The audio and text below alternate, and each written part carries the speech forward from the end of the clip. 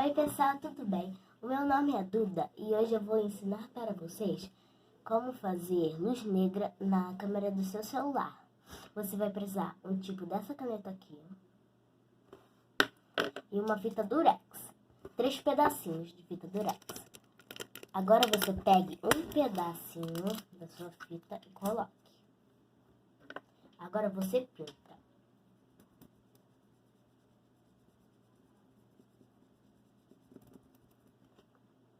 Pronto.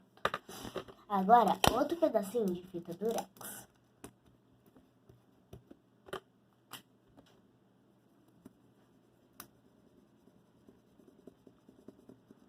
Prontinho.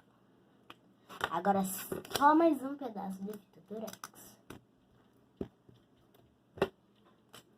E mais uma camada de caneta.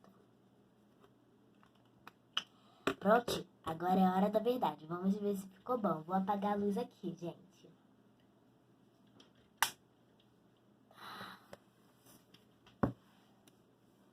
Olha que lindo, gente. Olha isso, gente. Que lindo.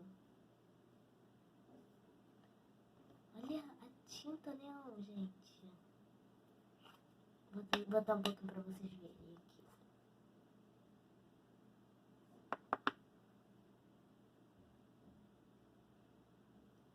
Realmente funciona, que incrível.